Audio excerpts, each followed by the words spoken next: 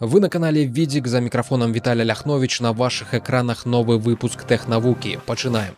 Спецыялісты НАСА ўрэшце здолелі адчыніць капсулу, што ў верасні мінулага года даставіла на зямлю узоры астэроіда Бену. Вам падаецца, што захапіць жменю бруду з касмічнага каменя і затым даставіць яго на зямлю будзе самай складанай часткай місіі. Прынамсі, так яно і ёсць.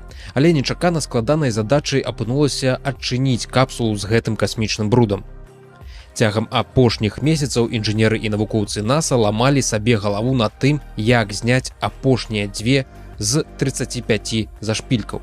Яны закантаваліся і не давалі магчымасці адчыніць кантэйнер з матэрыяламі з Бену. Але ўрэшце новы год прынёс пазітыўныя навіны. Зашпількі знялі. Інжынерам давялося распрацаваць новы інструмент дзеля таго, каб адчыніць капсулу асцярожна, не закрануўшы яе каштоўнага змесціва. Цяпер навукоўцы атрымалі поўны доступ да ўзораў астэроіда і заняліся іх аналізам і вывучэннем. У гэтых узорах могуць захоўвацца адказы на тое, адкуль бярэ свае вытокі сонечная сістэма і як наша планета стала такой, якой яна ёсць цяпер. Першапачаткова па вяртанні капсулы спецыялісты змаглі сабраць усяго некалькі грамаў астэроіднага пылу, які знайшлі на вонкавай частцы механізма збору ўзораў. Гэтыя ўзоры з астэроіда былі дастаўлены дзякуючы місіі НАСА Осирис-Рекс. Касмічны апарат запусцілі ў верасні 2016 года. Да астэроіда Бену ён даляцеў праз 2 гады. 2 гады ён круціўся вакол астэроіда, пакуль не датыкнуўся да яго спецыяльнай рабатызаванай рукой, ухапіўшы пры гэтым пыл з паверхні. З гэтым пылам у спецыяльнай капсуле касмічны апарат выправіўся да зямлі. І калі быў паблізу яе, то скінуў капсулу з узорамі. Бяда ў тым, што да такога кшталту навін кожны год мы ўжо прызвычаіліся. Але ж мінулы год зноўку стаў самым цёплым за ўсю гісторыю інструментальных назіранняў.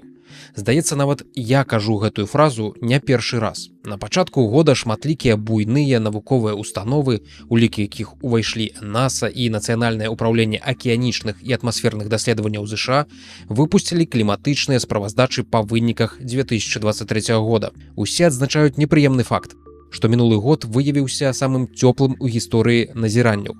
Амаль траціна зямнога насельніцтва адчула лакальныя рэкорды спёкі. 77 краінаў зарэгістравалі новыя нацыянальныя рэкорды станоўчай тэмпературы. Універсітэт Берклі сярод фактараў, што зрабілі год спякотным, адзначылі не толькі самы моцны і паслядоўны фактар у выглядзе парніковых газаў, але і ваганні Эль-Ніньо-Ла-Нінья, сонечны цыкл, які зараз знаходзіцца на ўздыме. Таксама некаторы ўнёсак у тэмпературны рэкорд зрабіла вывяржэнне вулкана Хунга-Тонга-Хунга-Хаапай на архіпелаге ў паўднёвай частцы Ціхага акіяна яшчэ ў снежні 2021 года. Яно мела даўгатэрміновыя наступствы. Незразумела, ці стане мінулы год выняткам з трэнду больш паступовага пацяплення, што адбывалася цягам апошніх дзесяцігоддзяў. Ці наадварот, ён задасць новы трэнд на больш экстрэмальнае пацяпленне. Напрыклад, кліматолог Джеймс Хансен лічыць, што зямля ўваходзіць у новы рэжым глобальнага пацяплення, калі тэмпература расце значна больш хуткімі тэмпамі, чым гэта было раней. Але не ўсе ў навуковым асяроддзі падтрымліваюць такую тэорыю. Кітайскі стартап Бетавольт заявіў, што распрацаваў наватарскую батарэю, якая можа сілкаваць смартфоны на працягу ўражваючага паўстагоддзя без неабходнасці зарадкі. Ядзерная батарэя, якую назвалі першай у свеце мініяцюрнай сістэмай атамнай энергіі, спакаванай у модуль памерам менш за манету. Працуе ўсё на тэхналогіі, вядомай яшчэ з мінулага стагоддзя. Яна прадугледжвае пераўтварэнне энергіі ад распаду ізатопаў у электрычнасць. Упершыню такую канцэпцыю можна было сустрэць яшчэ ў творах навуковай фантастыкі. ЗША і СССР выкарыстоўвалі яе для касмічных апаратаў, падводных сістэм, аддаленых навуковых станцый. Але ж такія ядзерныя батарэі былі дарагімі і грувасткімі. У розных навукова-даследчых установах у ЗША і Еўропе працуюць над тым, каб паменшыць гэткія батарэі. Такая ж задача напрамую была пастаўлена кітайскім кіраўніцтвам на 14-ю пяцігодку. І вось стартап Бетавольт рэалізаваў задачу ў сваім інавацыйным прадукце. Сцвярджаецца, што іх ядзерная батарэйка можа забяспечваць магутнасць 100 мікраватт і напружанне 3 вольты пры памерах 15 на 15 і на 5 мм. Аднак да 2025 года плануецца вырабіць батарэю магутнасцю 1 ватт. Стартап ужо ініцыяваў пілотнае тэставанне прадукта, а таксама абвесціў пра планы масавай вытворчасці батарэйкі для камерцыйных прыкладанняў. Сцвярджаецца, што батарэйка зможа задаволіць патрэбы ў працяглым электразабеспячэнні прыладаў з аэракасмічнай прамысловасці, медыцынскага абсталявання, мікрапрацэсараў, датчыкаў, невялікіх беспілотнікаў і мікраробатаў. Такія невялічкія па памеры батарэйкі можна будзе злучаць у большыя кластары. І ўжо такія кластары батарэек будуць выкарыстоўваць для больш патрабавальнай тэхнікі, смартфонаў і паўнавартасных дронаў. Мае бацькі расказвалі, як кожны дзень хадзілі ў школу праз лес з ваўкамі, а я буду сваім дзецям расказваць, як у мае часы смартфоны зараджалі кожны дзень. Фантастыка! Назва стартапа Бетавольт падказвае нам, што кітайцы робяць бета-вальтаічны тып батарэйкі. Гэта значыць, што пераўтварэнне энергіі ў электрычнасць адбываецца з дапамогай бета-часціц. Гэта высокахуткасныя, высокаэнергетычныя электроны. Яны вылучаюцца з радыёактыўнага ізатопа, б'юць па паўправадніку, выбіваюць з таго электроны і ствараюць дзіркі. Рух электронаў і дзірак у процілеглых напрамках да сваіх электродаў і стварае электрычны ток. Гэты працэс прыводзіць да бесперапыннай генерацыі электрычнага току на працягу гадоў і дзесяцігоддзяў. У кітайскай батарэйцы каэфіцыент пераўтварэння энергіі дасягнуў 8,8%. Магчыма, у будучыні яго атрымаецца павялічыць. У дэвайсе ад кітайцаў выкарыстоўваюцца пласты ізатопа нікель-63 таўшчынёй у 2 мікроны, якія размешчаны паміж алмазнымі паўправаднікамі таўшчынёй 10 мікрон. У гэтага ізатопу перыяд паўраспаду складае 100 гадоў. Па выніку ён пераўтвараецца ў медзь-63, адну з самых стабільных формаў медзі, якая не нясе небяспекі навакольнаму асяроддзю. Інжынеры Дысней прасоўваюць нас крыху бліжэй да паўнавартаснага галадэка са Стартрека ў рэальным жыцці. Кампанія паказала адзін са сваіх найноўшых праектаў – Holotile. Апісвае яго як першую шматнакіраваную модульную пашыраемую падлогу. Простымі словамі, гэта як бегавая дарожка, але ва ўсе бакі, а не толькі ў адзін.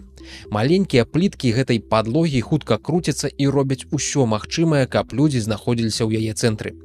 Такая падлога можа значна пашырыць магчымасць віртуальнай рэальнасці. У групы людзей можа быць агульны досвед гульні ў VR, яны змогуць хадзіць на неабмежаваную адлегласць у любым кірунку і ніколі не сутыкацца. Гэта быў бы цудоўны дадатак да імерсіўнасці віртуальных светаў. Таму што зараз большасць з іх вымагае ад карыстальніка стаяць на месцы ці мінімальна перасоўвацца. Зрабіў Holotile Ленні Смут, ветэран Дыснея, які працуе ў аддзеле даследаванняў і робіць шмат цікавых інжынерных штукаў, якія затым выкарыстоўваюцца ў тэматычных забаўляльных парках Дыснея. Напрыклад, менавіта Ленні распрацаваў рэалістычны светлавы меч зорных войнаў, што 3 гады таму шакаваў фанатаў гэтай франшызы. Ён умее выязджаць з ручкі і цалкам у ёй хавацца. Прынамсі, падлога Holotile можа больш, чым проста дазволіць людзям хадзіць па ёй. Яна ўмее перамяшчаць прадмет па сваёй паверхні. А таму яе прымяненне можа выйсці за межы віртуальнай рэальнасці і падлога апынецца, напрыклад, у тэатры. Тым не менш, трэба разумець, што гэта пакуль што прататып і невядома, ці атрымаецца яго завершыць паспяховым камерцыйным прадуктам. У свеце былі толькі 4 краіны, што паспяхова пасадзілі свае касмічныя апараты на месяц. Зразумела ж, СССР і ЗША яшчэ паўстагоддзя таму гэта зрабілі. А ў навейшай гісторыі пасадку здзейснілі Кітай і зусім нядаўна Індыя.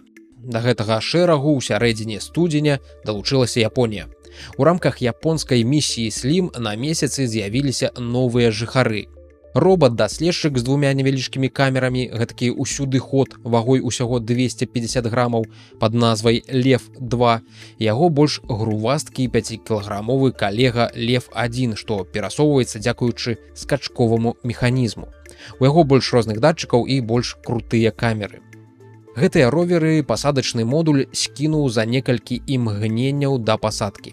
Сам жа пасадачны модуль таксама зоймецца даследаваннямі. Яму цяжкавата, бо прызямліўся ён з накіраванымі ў няправільны бок сонечнымі батарэямі.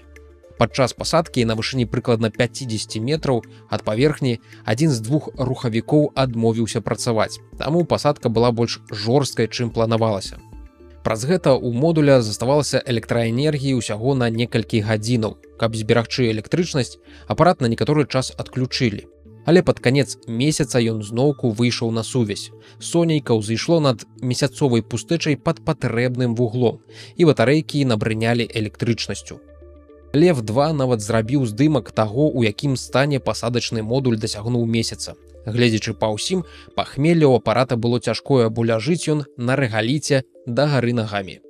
Тым не менш, місію пасадачнага апарата Slim можна лічыць мінімальна паспяховай, таму што ён дасягнуў дакладнай і ўсё ж такі мяккай пасадкі на месяц з дапамогай аптычнай навігацыі, што цікава. А цяпер дасылае фотаздымкі бліжэйшых камянёў. Памятаеце Rabbit R1, тую дзіўную аранжавую скрыню са штучным інтэлектам? Ну, дык вось у тыктоку нехта выклаў дэманстрацыю таго, як гэтая штука працуе ў рэальным жыцці, а не падчас рэкламнай дэманстрацыі, што мы назіралі мінулым разам. Калі коратка, то не так хутка, як хацелася б. У відэа мы бачым чалавека, што здымае пакунак з ежай і пытаецца ў штучнага інтэлекта, як лепш такое есці. Праходзіць прыкладна 20 секунд цішыні ад канца запыта да пачатку адказа.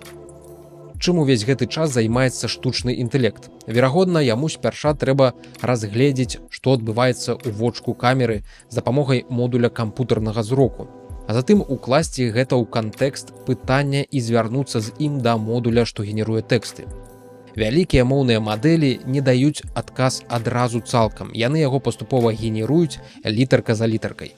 Гэта дадатковы час на тое, каб запоўніць нейкі буфер адказу, які можна пачаць агучваць, калі там ёсць нешта больш-менш асэнсаванае. І ўсё гэта працуе праз інтэрнэт, што таксама накладае свой адбітак. З улікам усяго гэтага пакуль што слаба верыцца, што дзесьці атрымаецца зрэзаць куты і значна паменшыць час чакання адказу. Пакуль жа, як заўважылі твітарскія, нават глядзець на гэтыя відэаролікі балюча. Яшчэ бальней будзе, калі з першага разу штучны інтэлект не зразумее ваша пытанне, не дачуе і будзе адказваць не тое, што вы хацелі пачуць. Дарэчы, і сам дырэктар стартапа Rabbit не цураецца дэманстраваць у сваім твітары, наколькі павольна працуе яго дэвайс. Вось, напрыклад, замест таго, каб хуценька прачытаць 3 паведамленні ў Дыскордзе, ён чакае, пакуль штучны інтэлект апрацуе яго запыт і раскажа самары гэтай гаворкі. Нагадаю, што гэты дэвайс будуць прадаваць за $200, а перад заказам ужо скарысталіся больш за 50 000 чалавек. На гэтым усё, глядзіце відзік, а я выказваю падзяку за падтрымку на Патрэоне, у тым ліку магнатам, плістачцы, мова.хау і Дзмітрыю Судніку. Асабістая падзяка мецэнату Георгію Пугачову.